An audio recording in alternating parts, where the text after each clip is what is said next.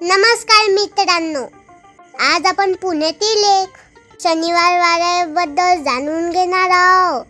फक्त किल्ला किंवा महल नाही, तर पेशव्यांच्या सामर्थ्य, राजकारण आणि संस्कृतीचे प्रतीक आहे. चला तर मग वेळा शतकातील भव्य शनिवार वाड्याच्या इतिहासात डोका येऊया.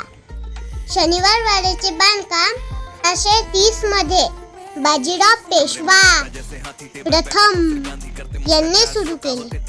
शनिवार या दिवशी पायाभरणी झाल्यामुळे याला शनिवार वाडा असे नाव मिळाले.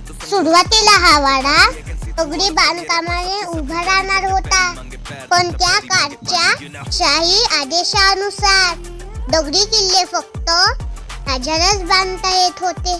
त्यामुळे मुख्य भिंती दगडाच्या तर आतील बांधकाम लाकडाचे केले गेले.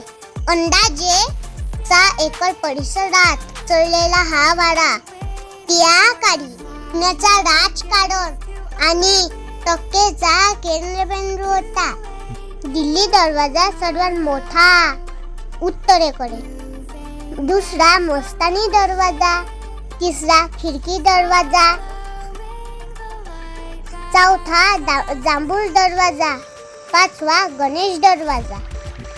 वाड्याच्या आत फार सुंदर फवारे, बगीचे, राजमहल, दिवाणखाना आणि नृत्यगृह होते.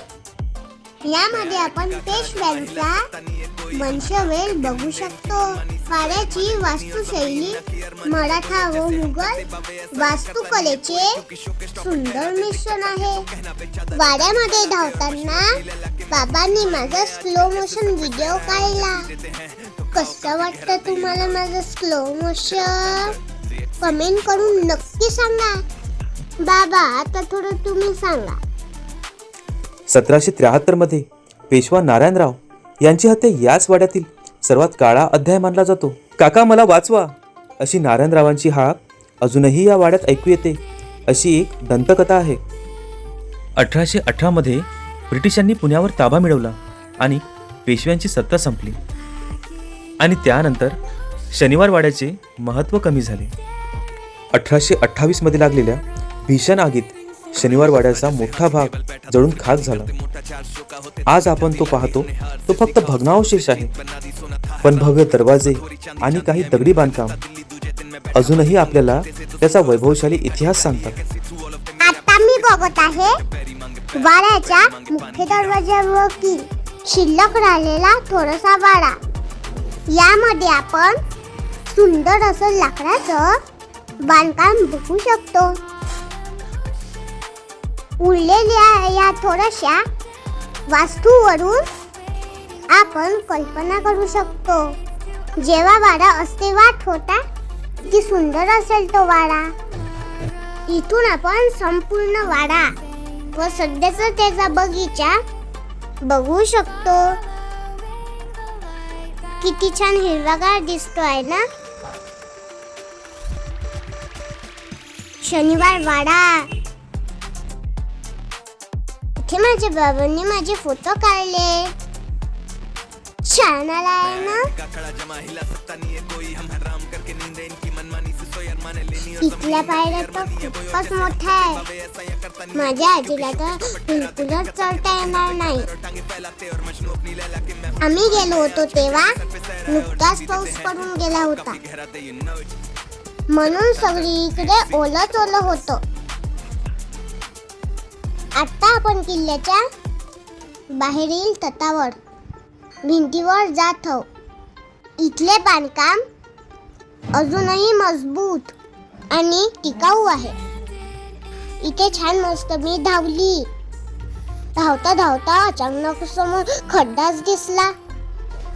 बघते तर काय, खाली उरट्याच्या पायऱ्या होत्या. आपल्याला 2-3 ठिकाणी खालीवर जायच्या पायऱ्या आहेत. इथून बघा शनिवार वाडा किती सुंदर हिरवागार दिसतो आहे. आज शनिवार वाडा हा एक अमुक पर्यटन स्थळ आहे. दर संध्याकाळी इथे लाईट अँड साऊंडचा शो आयोजित केला जातो. यामध्ये मराठा साम्राज्याचा इतिहास जिवंत होतो. पुण्यात येणारा प्रत्येक पर्यटक शनिवार वाड्याला नक्की भेट देतात. मित्रांनो, शनिवार वाडा म्हणजे फक्त एक वाडा नाही, तो मराठ्यांच्या वैभवाचा साक्षीदार आहे. तुम्हाला शनिवार वाड्याच्या ह्या इतिहासातील कोणता भाग जास्त भावला कमेंटमध्ये नक्की सांगा.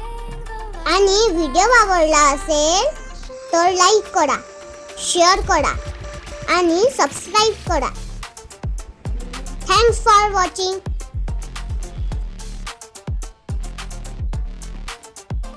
मैं आया टिका खड़ा जमा हिला सकता नहीं है कोई, हम हराम करके नींद इनकी मनमानी से सोयर माने लेनी और जमीन